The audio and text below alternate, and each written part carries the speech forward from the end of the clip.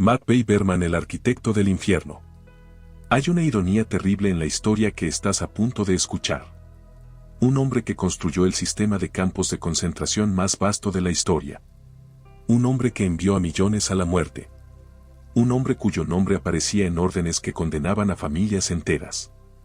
Ese hombre terminó siendo devorado por su propia máquina. Matvey Berman no era un simple comandante de campo. No era un guardia brutal en una zona remota. Era el cerebro. El arquitecto. El ingeniero jefe del Gulag durante sus años más mortales. Cuando tomó el mando en 1932, el Gulag era una colección desorganizada de campos pequeños. Cuando lo dejó en 1937, era un imperio. Un estado dentro del estado. Una red que abarcaba 11 zonas horarias y contenía más de 1 millón de almas. Él diseñó eso. Él lo perfeccionó. Él lo hizo funcionar como una corporación moderna, con organigramas, objetivos de producción y métricas de eficiencia. Pero en 1939, solo 2 años después de su caída del poder, estaba en una celda. No como administrador. Como prisionero. Las mismas celdas que había diseñado. Los mismos interrogatorios que había autorizado. Los mismos métodos que había perfeccionado. Y una mañana de agosto, lo llevaron a un sótano en la prisión de Lubyanka y le dispararon en la parte posterior de la cabeza. El mismo método que había usado en miles de otros. Esta es la historia de un hombre que construyó el infierno creyendo que estaba construyendo el paraíso. Que transformó el sufrimiento humano en una ciencia. Que convirtió la esclavitud en ideología. Y que descubrió, demasiado tarde, que los monstruos que creas eventualmente se vuelven contra ti. Porque en el sistema que Berman construyó, nadie estaba seguro. Ni siquiera él. Capítulo 1. El creyente. Antes de que fuera el arquitecto del Gulag, Matvey Berman era un verdadero creyente. Eso es importante entender. No era un cínico. No era un sádico que disfrutaba el sufrimiento por sí mismo. Era peor. Era un idealista. Nació en 1898 en Chernigov, Ucrania. Una familia judía de clase media. Su padre era comerciante. Su madre, maestra. Una infancia cómoda, educada, con libros y conversaciones políticas alrededor de la mesa. El joven Matvey era brillante. Leía vorazmente. Filosofía. Historia. Política. Y en la Rusia de principios del siglo XX, si eras joven, brillante y judío, 2 caminos se abrían ante ti. Podías intentar asimilarte al imperio ruso, un imperio que te odiaba. O podías unirte a la revolución. Berman eligió la revolución. Tenía 19 años cuando estalló la Primera Guerra Mundial. 22 cuando llegó la revolución. Y desde el primer día, estuvo del lado de los bolcheviques. No por beneficio personal. Por convicción. Creía genuinamente que estaban construyendo un mundo nuevo. Un mundo sin clases. Sin opresión. Sin las crueldades del viejo orden. Participó en la guerra civil. No como soldado en el frente. Como organizador. Logística. Administración. Descubrió que tenía talento para eso. Para los sistemas. Para hacer que las cosas funcionaran eficientemente. Y cuando terminó la guerra, cuando los bolcheviques habían ganado y comenzaba la tarea de construir el nuevo Estado soviético, Berman encontró su vocación. La Checa. La policía secreta. Más tarde se llamaría GPU, luego OPU, finalmente NKVD. Los nombres cambiaban pero la función permanecía, encontrar enemigos de la revolución. Eliminarlos. Matvey no veía esto como algo oscuro, recordaba a un antiguo colega en una entrevista de los años 60. Lo veía como cirugía. Como un doctor que corta tejido enfermo para salvar al paciente. El paciente era la sociedad soviética. Los enemigos de clase eran el cáncer. Y él era el cirujano. En los años 20, Berman ascendió rápidamente en la jerarquía de la policía secreta. Era meticuloso. Confiable. Leal. Y sobre todo, eficiente. Cuando le daban una tarea, la completaba. Sin excusas. Sin demoras.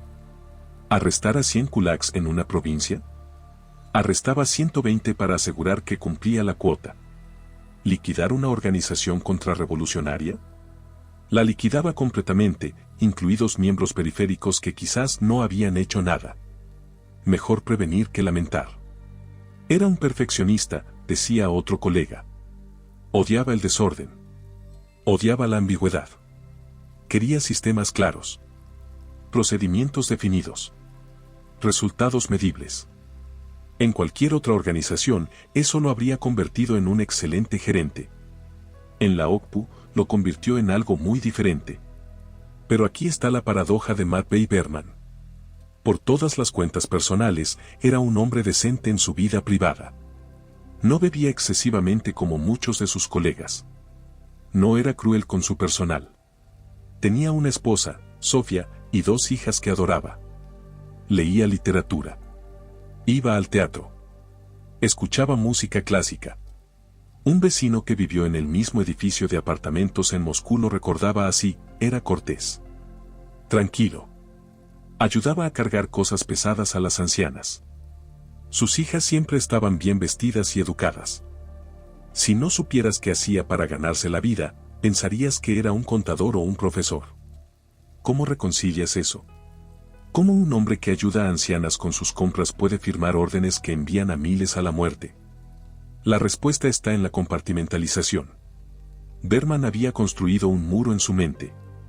De un lado estaba su familia, su hogar, su humanidad. Del otro estaba su trabajo, el Estado, la revolución. Y nunca los dos se tocaban. Sofía, su esposa, dio una entrevista extraordinaria en 1964. Para entonces era una anciana, viviendo en un apartamento pequeño, prácticamente olvidada por el Estado que había tomado todo de ella. Le preguntaron si su esposo alguna vez habló de su trabajo. Nunca. Cuando llegaba a casa, dejaba todo en la puerta. Era solo Matvey. Mi esposo. El padre de mis hijas. ¿Nunca sospechó? ¿Nunca preguntó? Un silencio largo en la grabación. Sospechaba. Por supuesto que sospechaba. Pero en la Unión Soviética, no preguntas. Especialmente no preguntas a tu esposo sobre su trabajo con la OCPU. Y honestamente, no quería saber. Porque si sabía, tendría que decidir qué hacer con ese conocimiento. ¿Y qué podía hacer? Nada. Absolutamente nada. Así que elegí no saber. En 1932, Stalin estaba consolidando su poder absoluto. La colectivización forzada estaba en pleno apogeo. Millones de campesinos eran despojados de sus tierras. Los que resistían eran arrestados. ¿Pero qué haces con tantos arrestados? El sistema de prisiones tradicional no podía absorberlos. Estaba desbordado. Además, mantener prisioneros costaba dinero. Comida. Guardias. Instalaciones. Stalin tuvo una idea mejor. ¿Por qué no hacer que los prisioneros pagaran por sí mismos? Mejor aún, ¿por qué no hacer que fueran productivos? La Unión Soviética necesitaba desarrollarse. Necesitaba construir. Necesitaba extraer recursos de lugares donde ningún trabajador libre querría ir. El Ártico. Siberia. Los desiertos de Asia Central. Lugares donde los seres humanos eran desechables. Y así, el Gulag pasó de ser un sistema penitenciario a ser una herramienta económica. Necesitaban a alguien para dirigir esa transformación. Alguien brillante. Organizado. Sin sentimentalismos. Eligieron a Matvey Berman. En junio de 1932, a los 34 años, fue nombrado jefe del Gulag. Su mandato oficial, organizar el uso productivo de los elementos antisociales y antisoviéticos para la construcción del socialismo. Su mandato real, construir un imperio de esclavitud. Y lo hizo magníficamente. La primera cosa que Berman hizo como jefe del Gulag fue tratarlo como lo que era, un proyecto empresarial masivo. Reorganizó completamente la estructura administrativa. Antes, cada campo era semi-independiente, con comandantes que operaban casi como señores feudales. Berman centralizó todo. Creó departamentos. Producción.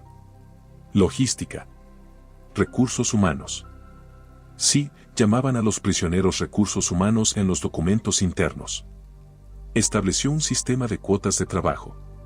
Cada campo tenía objetivos mensuales. Tantas toneladas de carbón. Tantos kilómetros de carretera. Tantos árboles talados. Y vinculó la comida directamente al rendimiento. Si cumplías tu cuota, recibías ración completa. 450 gramos de pan. Sopa con algo de sustancia. Si cumplías 120% de tu cuota, recibías ración extra. Tal vez un poco de carne. Un cigarrillo. Si no cumplías tu cuota, tu ración se reducía. 300 gramos. 250. Era simple. Brillante. Mortal.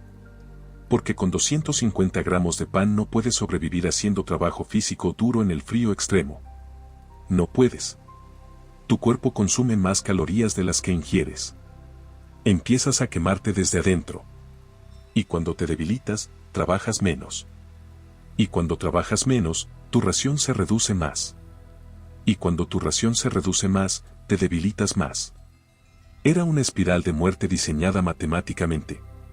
Berman lo entendía perfectamente, decía un economista que estudió los archivos del Gulag. Los documentos lo muestran. Sabía exactamente cuánto tiempo podía extraer trabajo de un ser humano antes de que muriera. Y había calculado que era más eficiente trabajarlos hasta la muerte y traer nuevos que mantenerlos vivos indefinidamente. Era logística pura.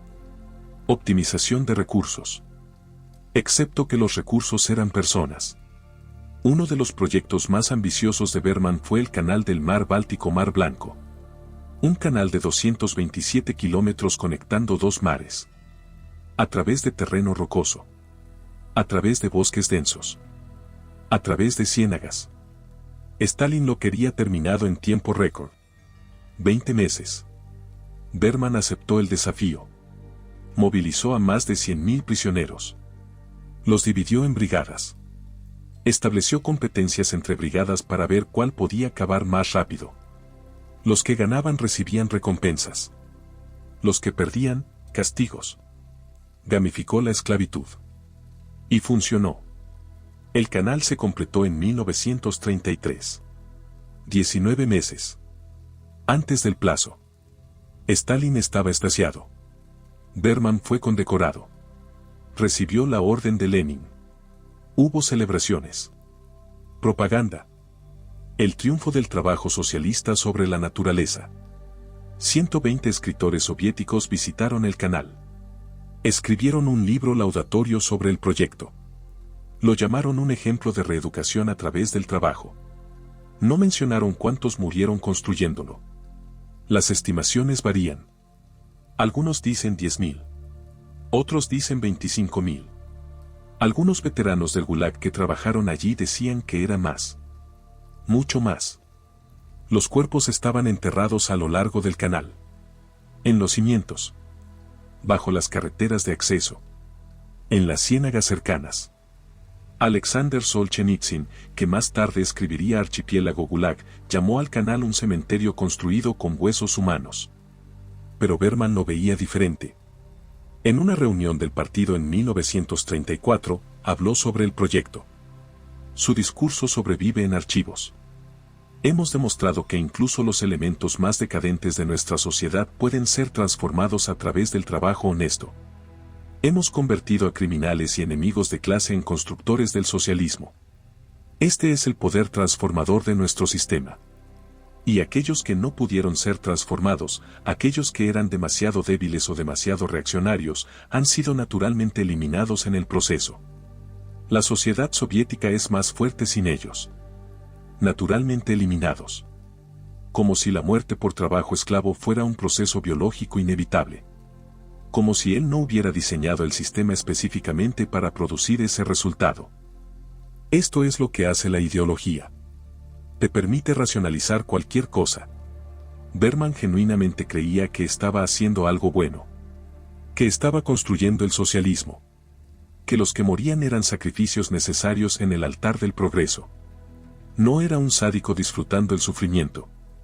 Era peor. Era un tecnócrata convirtiendo el sufrimiento en una herramienta de política pública.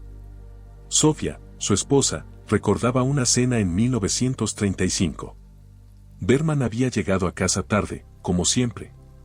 Estaba exhausto. Habían tenido invitados, otros funcionarios del partido y sus esposas. La conversación se volvió hacia el nuevo plan quinquenal. Las grandes construcciones. Los proyectos de infraestructura. Alguien mencionó el canal. Elogió el logro de Berman. McVeigh sonrió, recordaba Sofía. Era raro verlo sonreír así. Orgulloso. Genuinamente feliz. Dijo, estamos cambiando el mapa de la Unión Soviética. Estamos tomando la naturaleza.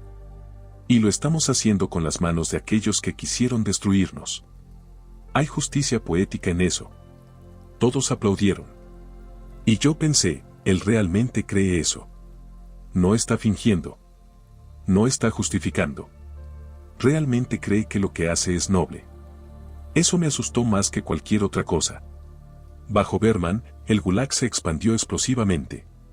En 1932 había alrededor de 200.000 prisioneros en el sistema. Para 1937, cuando Berman dejó el puesto, había más de 1.200.000. No porque el crimen hubiera aumentado, sino porque las categorías de crimen se habían expandido infinitamente. ¿Llegaste tarde al trabajo 3 veces? Sabotaje económico. 10 años. ¿Contaste un chiste sobre Stalin? Propaganda antisoviética. 8 años. ¿Tu vecino te denunció porque quería tu apartamento? Actividad contrarrevolucionaria. 5 años. ¿Tu padre había sido comerciante antes de la revolución? Origen de clase enemigo. Tiempo indefinido. El sistema necesitaba cuerpos. Y Berman aseguró que los tuviera. Pero no solo expandió la cantidad. Expandió la geografía.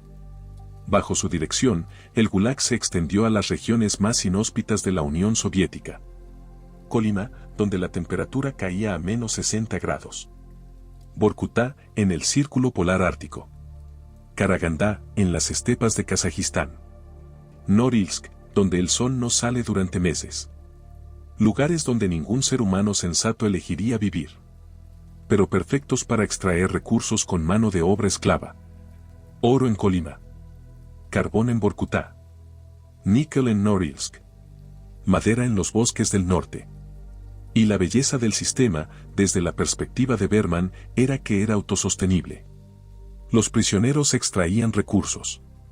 Los recursos se vendían o usaban en la industria soviética. Las ganancias financiaban la expansión del Gulag. ¿Qué necesitaba más prisioneros? Que el sistema legal proveía generosamente. Era un ciclo perfecto. Perfecto excepto por el hecho de que estaba construido sobre montañas de cadáveres. Capítulo 2. La máquina perfecta. Imagina que eres un ingeniero diseñando una fábrica.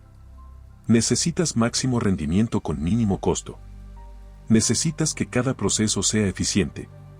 Necesitas eliminar desperdicios. Necesitas que cada componente sea reemplazable. Ahora imagina que los componentes son seres humanos. Eso era el Gulag bajo McVeigh Berman. Y él era muy bueno en su trabajo. En 1935, Berman implementó lo que llamó categorización científica de prisioneros. Cada prisionero era evaluado al llegar al campo. Fuerza física. Habilidades. Educación. Salud. Basado en esa evaluación, eran asignados a diferentes tipos de trabajo. Los más fuertes iban a las minas. Los con habilidades técnicas, a trabajos especializados. Los educados, a roles administrativos si tenían suerte. Los débiles, a trabajos que requerían menos fuerza pero máxima desesperación. Como cortar árboles en bosques infestados de mosquitos. Como trabajar en ciénagas. Como cavar zanjas. Era eficiente. Era lógico. Era monstruoso. Porque también significaba que podías calcular exactamente cuánto tiempo cada categoría de prisionero duraría. Los mineros fuertes, 12 a 18 meses antes de colapsar. Los trabajadores forestales, 8 a 14 meses. Los cavadores de zanjas, 6 a 10 meses. Y una vez que colapsaban, eran reclasificados a trabajos más ligeros si todavía podían moverse. A la enfermería si estaban completamente rotos. A la morgue si ya no servían. Todo documentado. Todo medido. Todo optimizado. Víctor Salamov, un escritor que pasó 17 años en Colima, escribió sobre esto en sus relatos de Colima. En Colima, los administradores tenían tablas. Tablas que mostraban cuánto trabajo podía extraerse de un hombre antes de que muriera. Cuántas horas al día. A qué temperatura. Con cuánta comida. Estaba todo calculado. Y esas tablas fueron diseñadas en Moscú. Por hombres en oficinas calientes. Por hombres como Berman. Nos convertían en ecuaciones. En variables en una fórmula de optimización. Pero Berman no solo optimizaba la explotación física. También perfeccionó la psicológica. Implementó un sistema de informantes entre prisioneros. Cada barracón tenía al menos 3 o 4 informantes. Prisioneros que reportaban conversaciones de otros. Planes de escape. Quejas. Cualquier cosa. A cambio recibían privilegios menores. Un poco más de comida. Trabajo interior. Una manta adicional. Y el genio del sistema era que nadie sabía quién era informante. ¿Tu amigo? ¿Tu compañero de litera? ¿El hombre con quien compartiste tu último trozo de pan? Cualquiera podía ser un informante. Así que no podías confiar en nadie. No podías formar alianzas. No podías organizarte. No podías resistir. El sistema te atomizaba. Te convertía en un individuo aislado, desconfiado, completamente solo. Y las personas solas son fáciles de controlar. Berman entendía la psicología del poder, decía un historiador especializado en el Gulag. No solo necesitabas quebrar los cuerpos. Necesitabas quebrar el espíritu. Necesitabas destruir la solidaridad humana. Y su sistema de informantes hacía exactamente eso. Pero la innovación más diabólica de Berman fue lo que llamó reeducación a través del trabajo.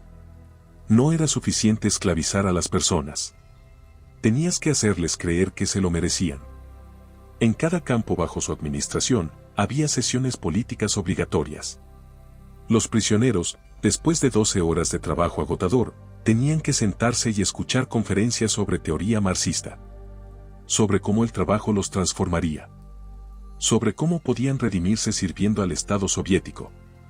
Y algunos, increíblemente, lo creían. O fingían creerlo porque era la única manera de sobrevivir. Janusz Bardach era un prisionero polaco que pasó años en Colima. Escribió sus memorias décadas después. Había hombres que genuinamente habían internalizado la propaganda. Trabajaban hasta colapsar creyendo que estaban construyendo el socialismo. Que su sufrimiento tenía significado. Que el partido eventualmente reconocería su lealtad. Eran los más trágicos de todos. Porque morían con una mentira en los labios. Pero también estaban los que fingían. Los que gritaban los eslóganes más fuertes. Los que se ofrecían voluntarios para trabajos extra. Los que denunciaban a otros por falta de entusiasmo revolucionario. Esos a menudo sobrevivían. Porque habían aprendido a actuar en el teatro del absurdo que Berman había creado. Berman también perfeccionó el transporte de prisioneros. Antes de él, mover prisioneros a través de la vasta Unión Soviética era caótico. Morían en tránsito por docenas. Se escapaban. Había desorganización. Berman industrializó el proceso. Diseñó vagones de tren especiales. Vagones de ganado modificados con compartimientos sellados. Sin ventanas. Sin ventilación adecuada. Sin instalaciones sanitarias. Los prisioneros eran amontonados. 70, 80 personas en un espacio diseñado para 30. El viaje a Colima desde Moscú podía tomar semanas. A veces meses si había retrasos. En invierno, morían congelados. En verano, de deshidratación y calor. Pero Berman había calculado que era más barato perder un porcentaje en tránsito que gastar en mejores condiciones. Los muertos eran arrojados en las paradas.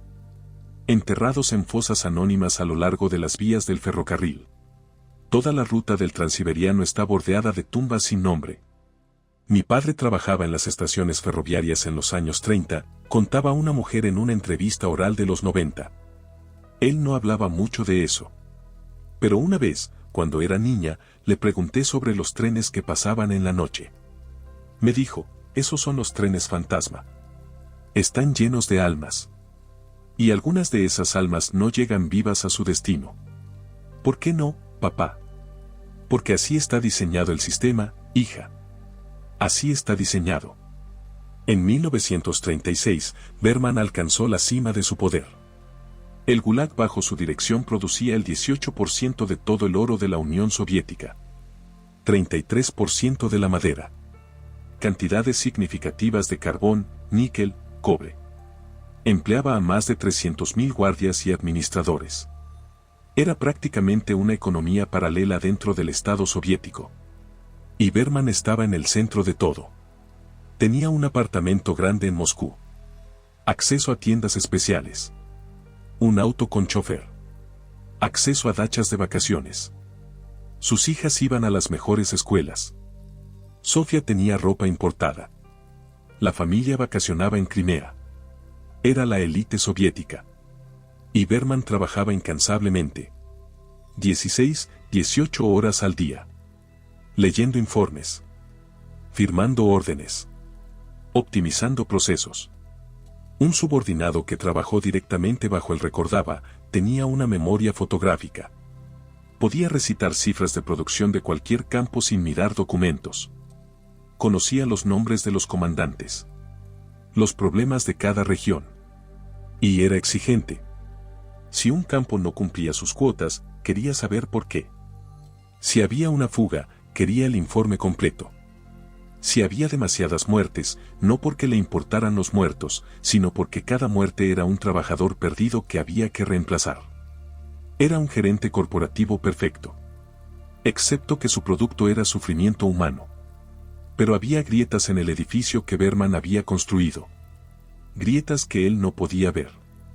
Porque mientras él estaba ocupado perfeccionando su máquina, otro proceso estaba en marcha. Las purgas. Stalin estaba cada vez más paranoico. Veía enemigos en todas partes. Conspiraciones en cada sombra. Y en 1936-37, la paranoia se convirtió en terror masivo. El Gran Terror. Antiguos camaradas de Lenin fueron arrestados. Generales del Ejército Rojo. Funcionarios del partido. Intelectuales. Artistas. Cualquiera que Stalin percibiera como una amenaza potencial. Henryk Yagoda, el jefe del NKVD y superior directo de Berman, fue arrestado en marzo de 1937. Su crimen, conspirar contra Stalin. Las evidencias eran fabricadas, por supuesto. Pero eso no importaba. Y cuando Yagoda cayó, todos los que estaban asociados con él se volvieron sospechosos. Incluido Matvey Berman. Capítulo 3. La caída. En abril de 1937, Berman fue relevado de su puesto como jefe del Gulag. Oficialmente fue una transferencia administrativa. Fue asignado a un rol menor en el Comisariado del Pueblo de Asuntos Internos. Sofía notó el cambio inmediatamente. Llegó a casa ese día diferente. Callado. Pálido. No comió. Solo se sentó en su estudio mirando por la ventana. ¿Qué pasa?, le pregunté. Nada.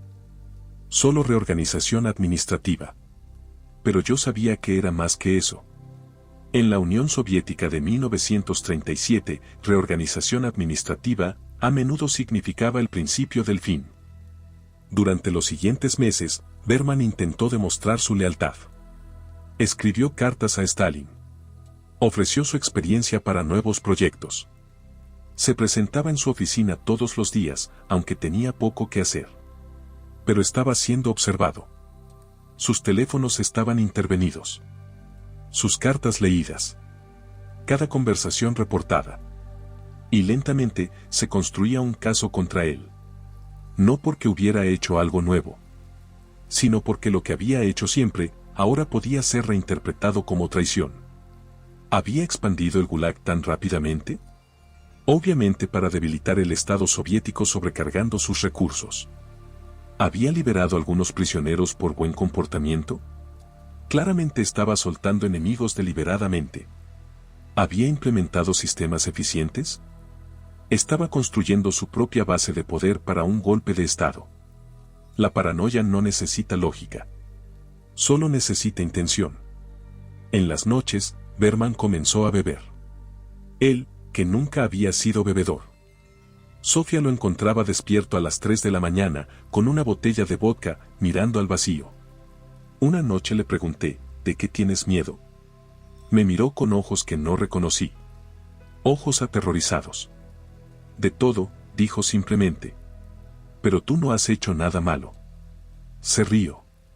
Una risa horrible, sin alegría. Eso es exactamente el problema. No importa lo que hayas hecho o no hayas hecho. Solo importa lo que decidan que has hecho. Fue la primera vez que lo escuché cuestionar el sistema. Y fue demasiado tarde. En agosto de 1938, arrestaron a Berman. Llegaron a las 3 de la mañana. La hora clásica. Cuando la resistencia es más baja. Cuando la mente está nublada por el sueño. Sofía recordaba cada detalle. Tocaron la puerta. Matvey ya estaba despierto. Como si lo hubiera estado esperando. Se vistió en silencio. Les permitió registrar el apartamento. No encontraron nada, por supuesto. No había nada que encontrar. Las niñas se despertaron. La pequeña, Katia, tenía 8 años. Comenzó a llorar. ¿A dónde se llevan a papá? Matvey se arrodilló. La abrazó. Le susurró algo al oído que no pude escuchar. Luego me miró. ¿Y en esa mirada había, disculpa? ¿Arrepentimiento? No estoy segura. Lo último que dijo fue, cuida a las niñas. Y se lo llevaron. Berman fue llevado a la prisión de Lubyanka. Las mismas instalaciones que él había ayudado a administrar. Los mismos sótanos donde miles habían sido interrogados bajo métodos que él había aprobado. Ahora era su turno. Los interrogadores eran implacables. Querían una confesión. Siempre querían una confesión. ¿Había conspirado con Yagoda? ¿Había saboteado la economía soviética? ¿Había trabajado para potencias extranjeras? ¿Había planeado asesinar a Stalin? Berman negó todo al principio. Pero los interrogatorios continuaban. Días. Semanas. Sin dormir. Sin descanso. Luces brillantes constantes. Preguntas circulares. Contradicciones inventadas. Y tortura. No tenemos los detalles exactos. Los registros de los interrogatorios de Berman están incompletos. Muchas páginas fueron destruidas o están todavía clasificadas. Pero sabemos los métodos estándar de la época. Golpizas. Privación de sueño. Posiciones de estrés durante horas. Amenazas contra la familia. Irónico, considerando que Berman había aprobado esos mismos métodos para usar contra otros. Eventualmente, se quebró. Como casi todos. Firmó una confesión admitiendo participar en una organización terrorista trotskista que buscaba derrocar al gobierno soviético. Admitió sabotaje económico. Admitió planear asesinatos. Todo falso, por supuesto. Pero la firma estaba allí. Y eso era suficiente. El juicio fue una farsa, como todos los juicios de esa época. Duró menos de 2 horas. Berman y otros 15 acusados fueron presentados ante un tribunal militar. No hubo defensa real. No hubo presentación de evidencia. Solo las confesiones firmadas y el veredicto predeterminado. Culpable. Pena, muerte. Un abogado que presenció el juicio, el mismo arrestado poco después, dejó notas que sobrevivieron. Berman parecía un fantasma. Había perdido peso. Su rostro estaba gris. Cuando leyeron los cargos, no reaccionó. Cuando le preguntaron si tenía algo que decir, negó con la cabeza. Solo en un momento mostró emoción. Cuando mencionaron a su familia. Cuando dijeron que su esposa e hija serían tratadas como familia de un enemigo del pueblo. Sus ojos se llenaron de lágrimas. Murmuró algo que no pudimos escuchar. Luego volvió al silencio. El 3 de agosto de 1939, Matt B. Borman fue ejecutado. Lo llevaron al sótano de Lubyanka. Una habitación pequeña con paredes acolchadas para absorber el sonido. Con un desagüe en el piso para la sangre. Le dispararon en la parte posterior de la cabeza. El mismo método que se había usado en decenas de miles de prisioneros del Gulag durante su administración. Tenía 41 años. Su cuerpo fue incinerado. Las cenizas arrojadas en una fosa común. Sin tumba. Sin memorial. Sin reconocimiento de que alguna vez existió. Borrado. Como había borrado a tantos otros. Sofía y sus hijas fueron arrestadas 2 días después. El procedimiento estándar para familias de enemigos del pueblo. Sofía recibió 8 años en el Gulag. Irónico, ¿verdad? Enviada al sistema que su esposo había perfeccionado. Las niñas fueron enviadas a un orfanato especial para hijos de enemigos del pueblo. Se les cambió el apellido. Se les dijo que olvidaran a sus padres. Que habían sido traidores. Que no merecían ser recordados. Sofía sobrevivió su sentencia. Fue liberada en 1947. Estaba rota. Física y mentalmente. Había perdido la mayoría de sus dientes. Tenía problemas pulmonares crónicos. Y algo en sus ojos había muerto. Pasó el resto de su vida intentando encontrar a sus hijas.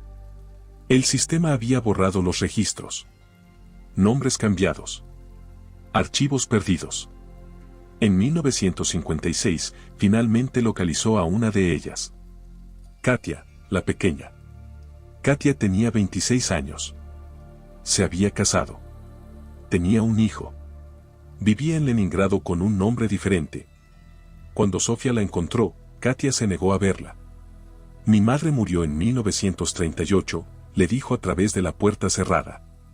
Usted es una extraña. Sofía intentó explicar. Intentó disculparse. Intentó reconectar. Pero Katia nunca abrió la puerta. El sistema no solo mata cuerpos, reflexionaba un psicólogo que estudió a sobrevivientes del Gulag. Mata familias. Mata relaciones. Mata la capacidad de confiar, de amar, de conectar. Sofía y Katia ambas sobrevivieron. Pero lo que las conectaba no sobrevivió. Sofía murió en 1964. Sola en un apartamento pequeño en Moscú. Entre sus pertenencias encontraron una fotografía. La familia Berman en tiempos más felices. Matt Bay sonriendo, con sus 2 hijas en el regazo. Sofía a su lado. Todos vestidos elegantemente. Todos luciendo exitosos y felices.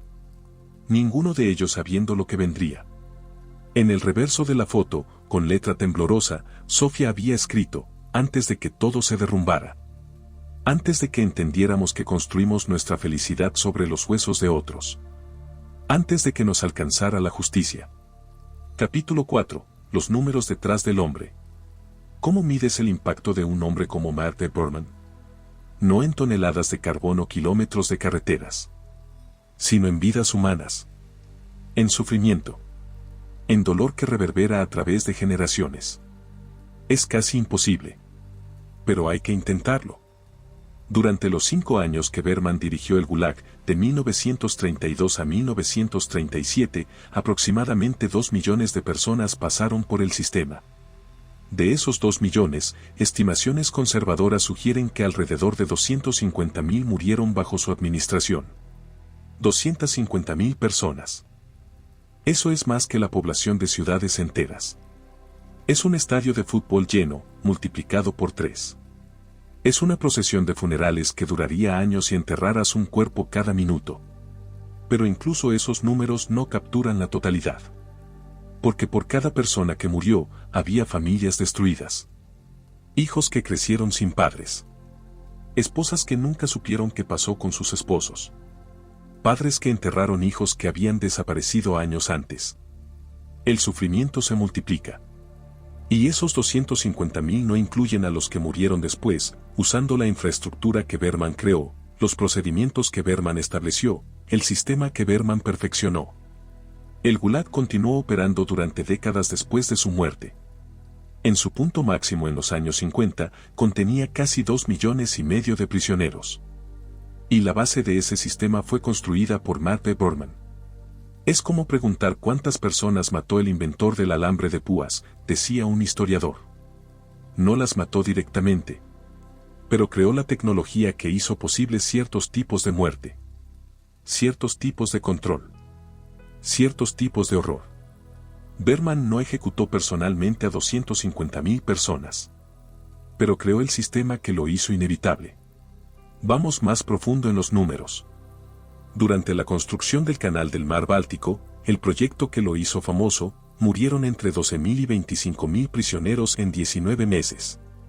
Eso es entre 20 y 40 personas por día. Cada día. Durante más de un año. Imagina despertar cada mañana sabiendo que antes de que termines tu café, 40 personas habrán muerto en tu proyecto. Berman lo sabía. Los informes llegaban a su escritorio. Los leía.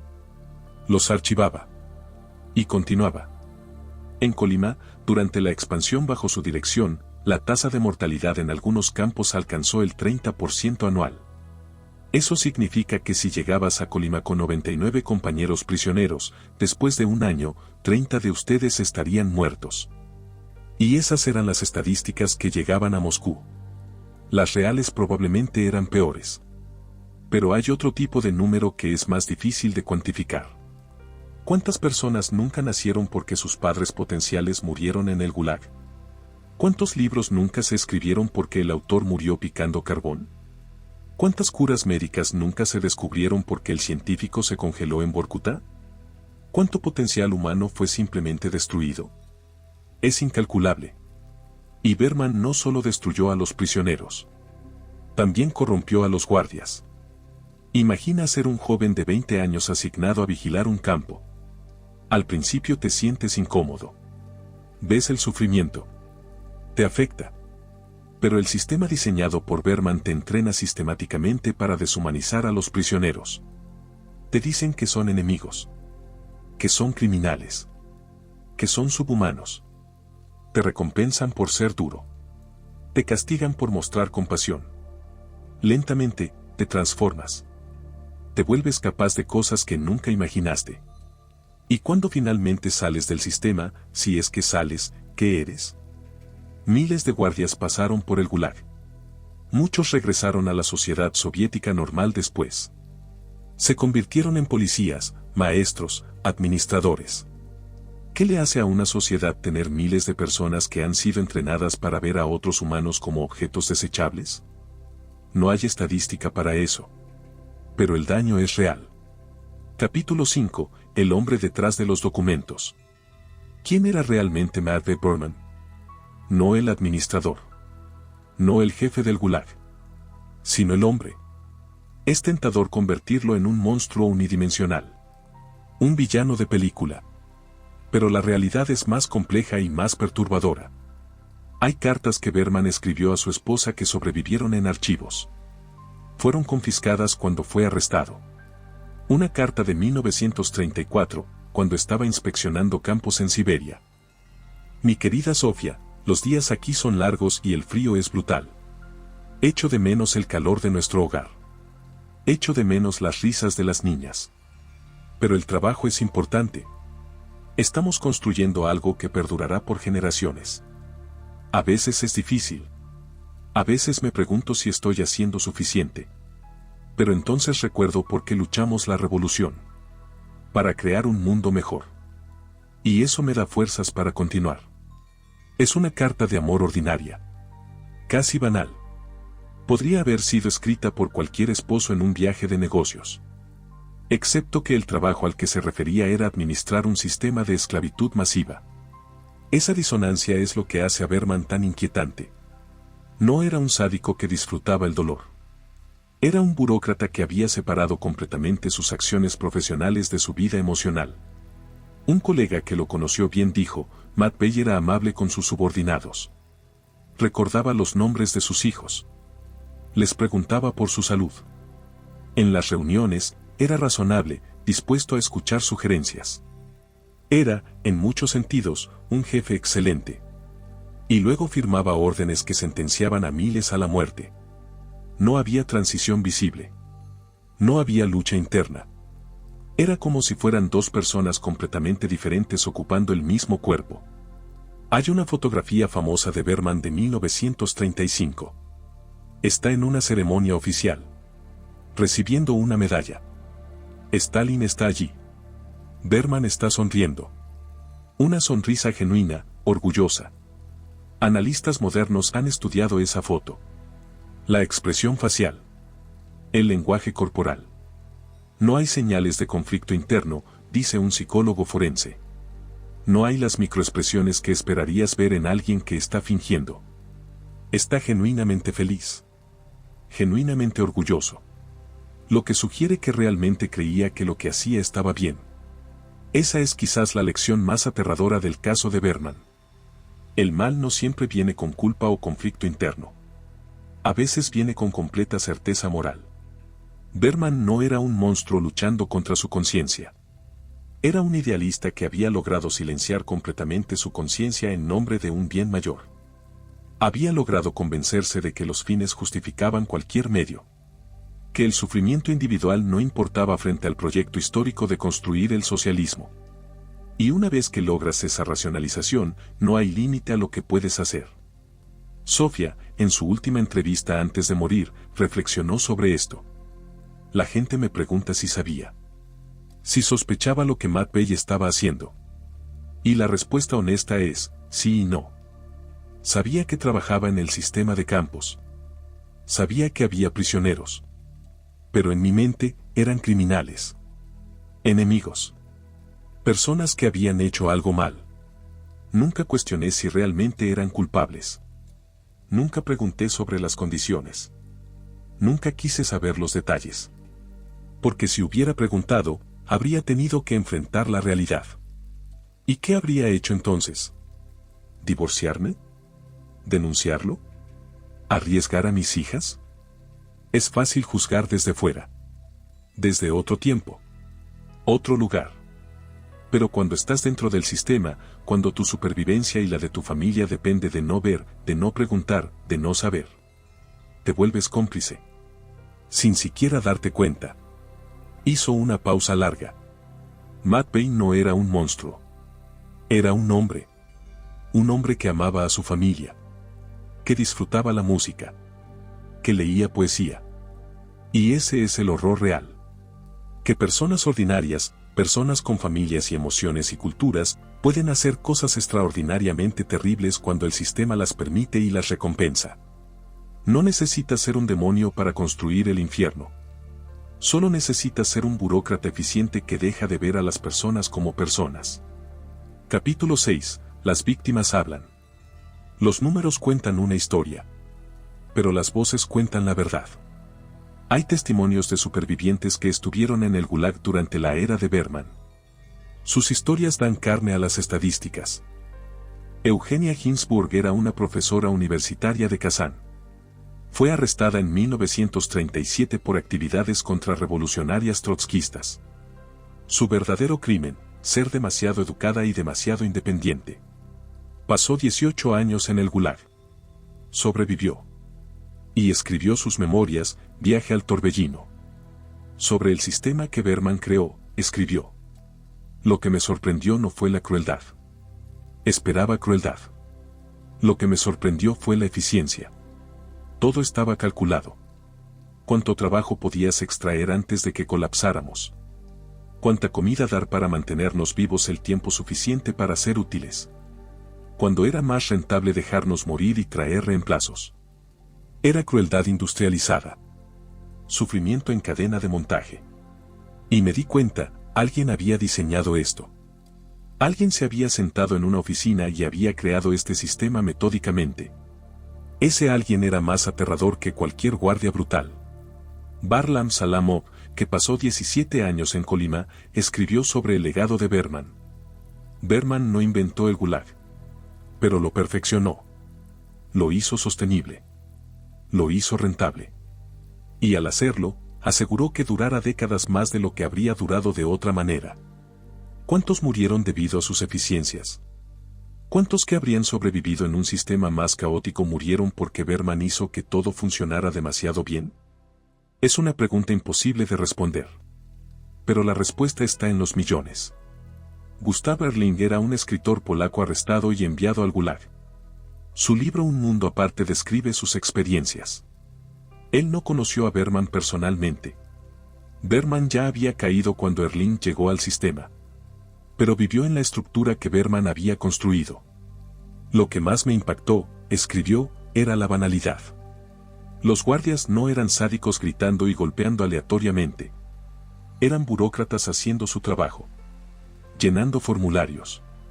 Cumpliendo cuotas. Siguiendo procedimientos. Y eso lo hacía más horrible. Porque significaba que el mal no requería maldad. Solo requería indiferencia y eficiencia. Berman había creado un sistema donde podías destruir vidas humanas sin odio personal. Sin emoción. Como estampando documentos.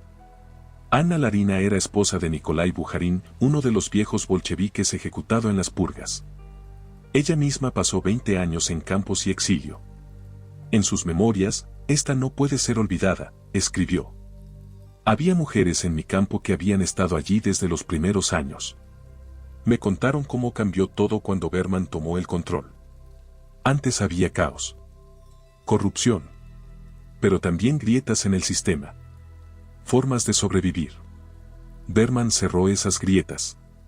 Sistematizó todo. Y lo que antes era horrible pero navegable se volvió horrible e inescapable.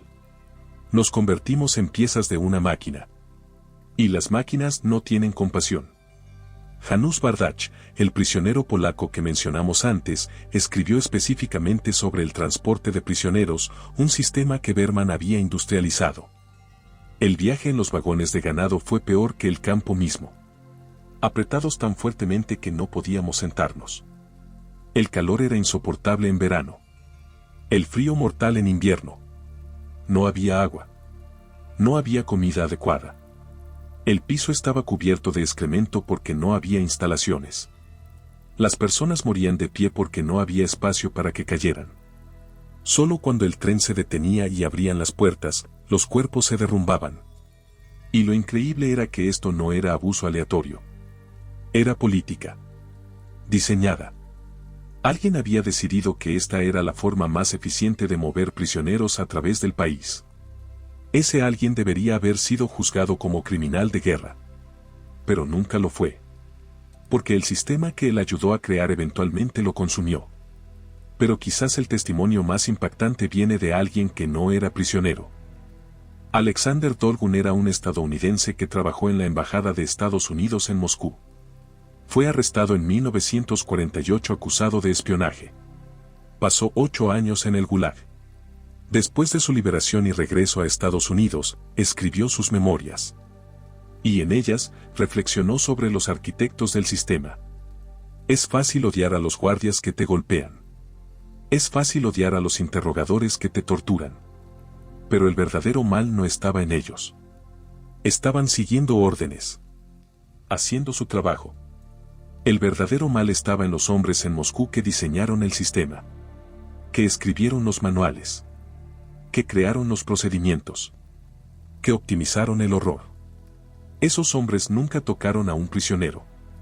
Nunca dispararon un arma. Nunca vieron el sufrimiento que causaban. Pero eran más culpables que cualquier guardia. Porque el guardia es reemplazable. Pero los arquitectos, ellos crearon algo que sobrevivió mucho después de que se fueron. Capítulo 7. El legado de cenizas. Matvey Berman murió en 1939. Pero el sistema que construyó vivió hasta 1960. 21 años más. 21 años de operación usando su infraestructura. Sus procedimientos. Su lógica. ¿Cuántas personas más murieron en ese tiempo? Millones. Literalmente millones. Y aunque no murieron directamente por órdenes de Berman, murieron en la máquina que él había perfeccionado. Es como preguntar cuántas personas mató el diseñador de una trampa mortal después de que él mismo murió. La trampa sigue funcionando. Sigue matando. El Gulag alcanzó su punto máximo en 1953, el año que murió Stalin. Contenía casi 2,5 millones de prisioneros. La vasta mayoría estaba en campos que Berman había ayudado a establecer, siguiendo cuotas que él había diseñado, usando métodos que él había sistematizado. Su fantasma persistía en cada informe, en cada tabla de productividad, en cada cálculo de cuánta comida dar para maximizar el trabajo antes de la muerte. Después de la muerte de Stalin, Nikita Khrushchev comenzó la desestalinización. Gradualmente, el Gulag fue desmantelado. Los prisioneros fueron liberados en oleadas. Los campos fueron cerrados. Pero nunca hubo una rendición de cuentas real. No hubo juicios de Nuremberg para los arquitectos del Gulag. No hubo reconocimiento oficial de la magnitud del horror. No hubo compensación para las víctimas. Solo silencio. Un silencio institucional que persiste hasta hoy. En Rusia moderna, hay museos pequeños dedicados a la memoria del Gulag. Hay monumentos discretos. Hay algunos archivos abiertos al público. Pero no hay consenso nacional sobre qué significó el Gulag. No como lo hay en Alemania sobre el Holocausto. Algunos rusos ven el Gulag como un exceso lamentable pero necesario en la construcción del Estado soviético. Otros lo ven como un crimen contra la humanidad. Muchos simplemente no quieren hablar de ello. Y en ese silencio, hombres como Berman desaparecen. No hay monumento a sus víctimas que lleve su nombre. No hay libro de texto que explique su rol. Para la mayoría de la gente, incluso en Rusia, Matvei Berman es un nombre desconocido. Pero hay un lugar donde su nombre no es desconocido. En los archivos del Memorial, una organización rusa dedicada a preservar la memoria del Gulag, hay un fichero especial. Contiene testimonios de supervivientes. Miles de ellos. Entrevistas grabadas. Cartas. Documentos. Y cuando buscas Matvei Berman en ese archivo, encuentras cientos de menciones. Supervivientes que lo recuerdan. Que hablan de las políticas que implementó. De cómo sus decisiones afectaron sus vidas. Para ellos, no es un nombre olvidado. Es el nombre del arquitecto de su infierno. Irina Emelianova era una archivista en Memorial. Dedicó 30 años a recopilar testimonios de supervivientes del Gulag. En una entrevista de 2015, poco antes de su muerte, habló sobre Berman.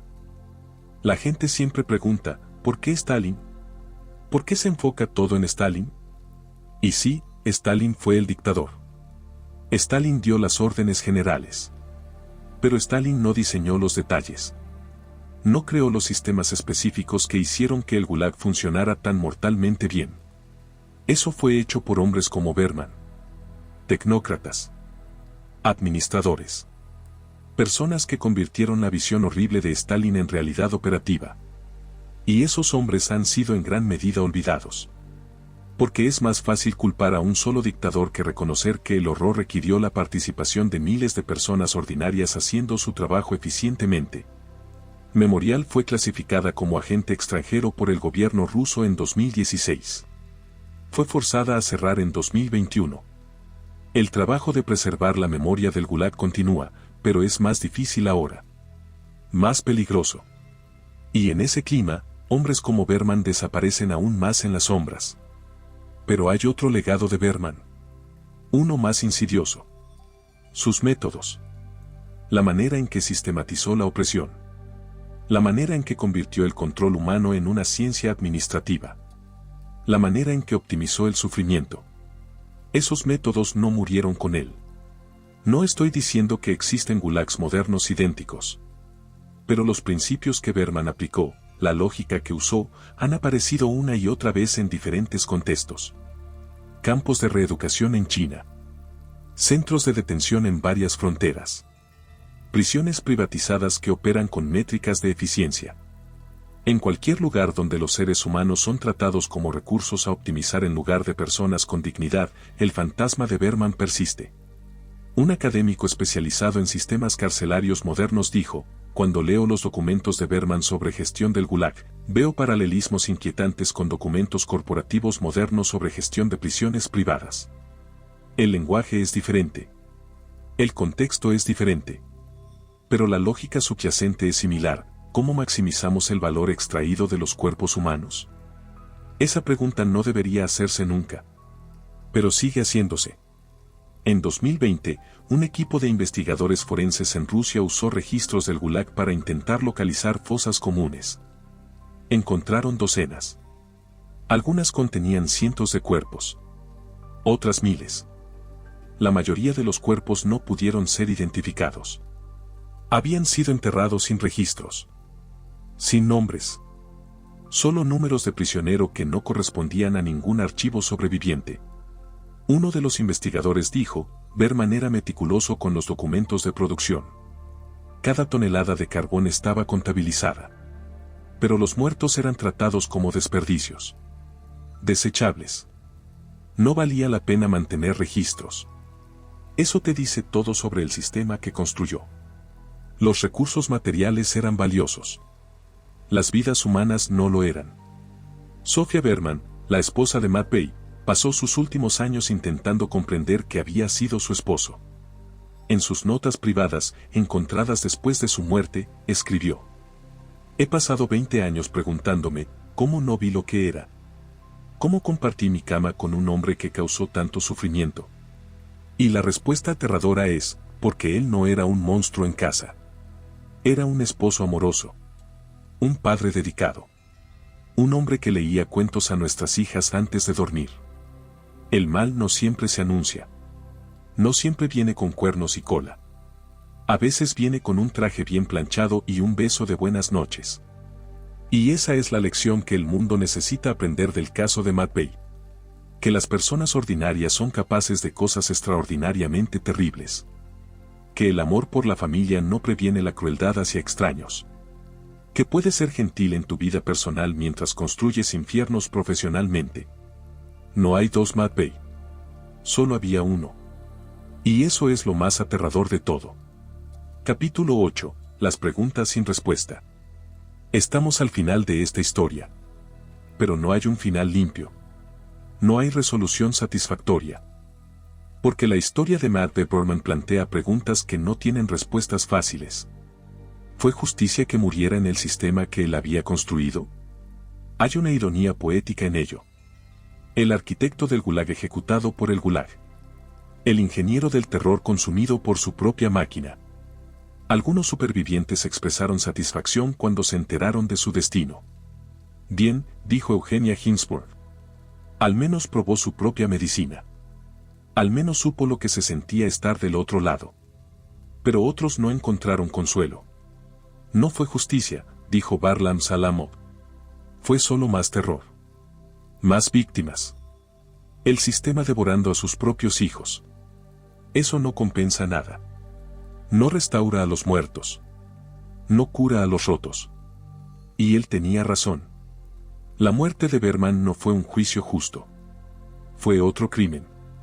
Otro asesinato en una lista interminable de asesinatos.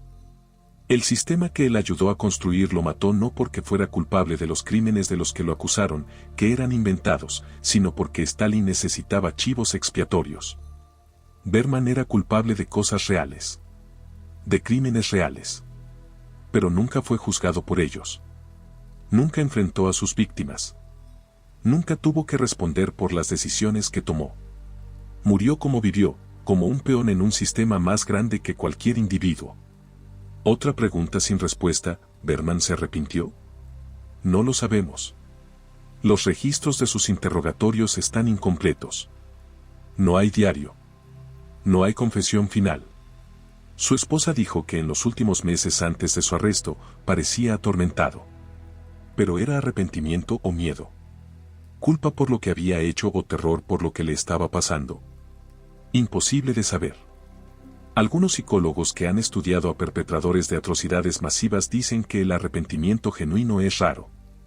La mente humana es experta en racionalización, explica uno. Las personas que cometen actos terribles construyen narrativas que los justifican.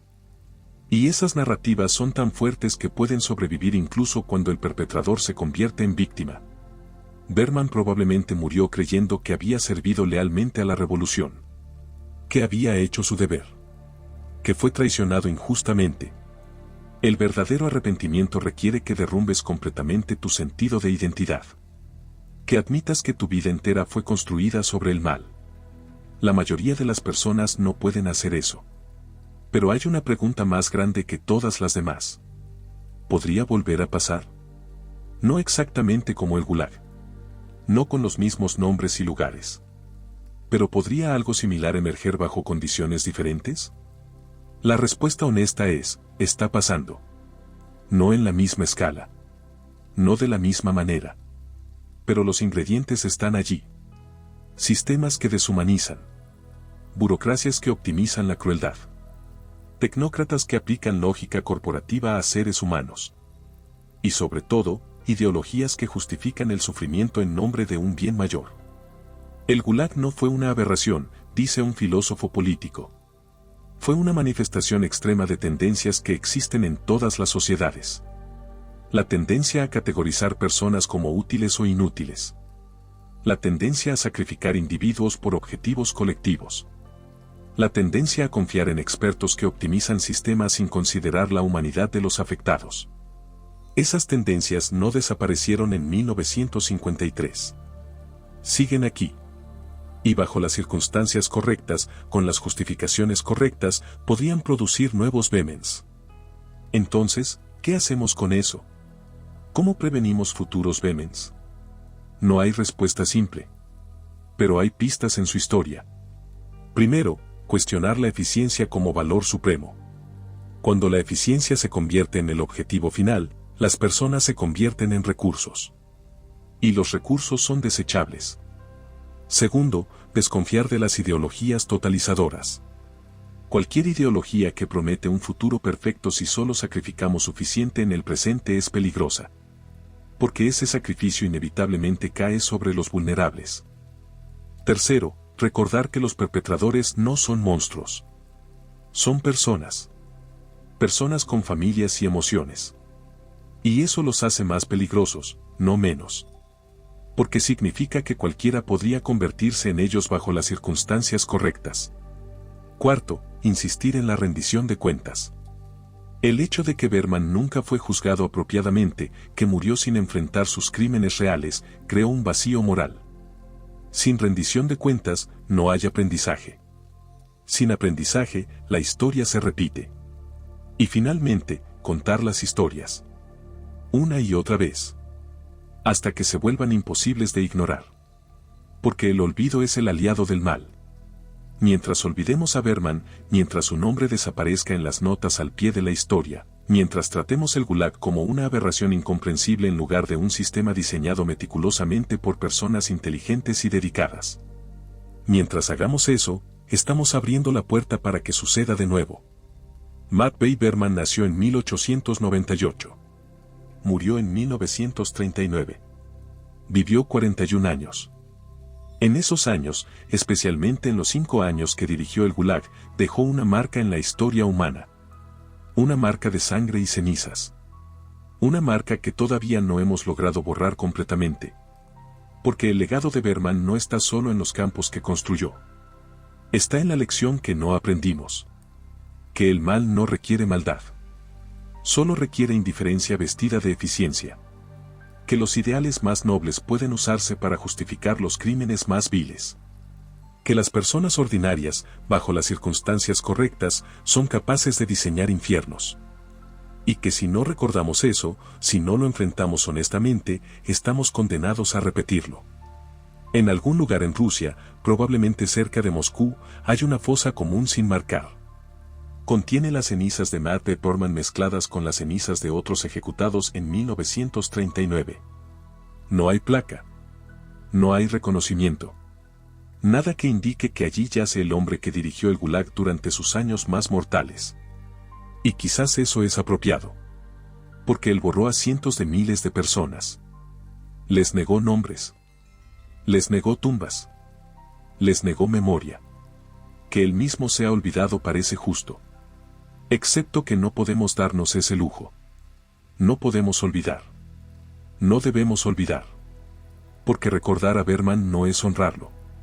Es entendernos a nosotros mismos. Es reconocer nuestra capacidad para el mal. nuestra tendencia a racionalizar, nuestra habilidad para deshumanizar. Es mirarnos en el espejo más oscuro posible y preguntarnos, ¿qué haríamos nosotros en su lugar? ¿Qué sistemas estamos construyendo hoy que futuros historiadores juzgarán como monstruosos? No hay respuestas fáciles. Solo hay preguntas difíciles que debemos seguir haciéndonos. Esta ha sido la historia de Matthew Berman, arquitecto del Gulag, creyente en la revolución, constructor de sistemas de muerte, víctima eventual de su propia máquina, pero sobre todo, una advertencia. Una advertencia de que los mayores horrores no son cometidos por monstruos en las sombras. Son cometidos por personas inteligentes y dedicadas en oficinas bien iluminadas. Por tecnócratas que optimizan. Por idealistas que justifican. Por burócratas que simplemente hacen su trabajo. Y mientras no enfrentemos esa verdad incómoda, mientras sigamos esperando que el mal se anuncie con cuernos y cola, mientras sigamos creyendo que nunca podríamos hacer eso, seguiremos siendo vulnerables a repetirlo. Esta historia no tiene final feliz. No hay justicia satisfactoria. No hay redención. No hay cierre. Solo hay memoria. Y responsabilidad. La memoria de lo que pasó. Y la responsabilidad de asegurar que no vuelva a pasar. Esa es la única lección que importa.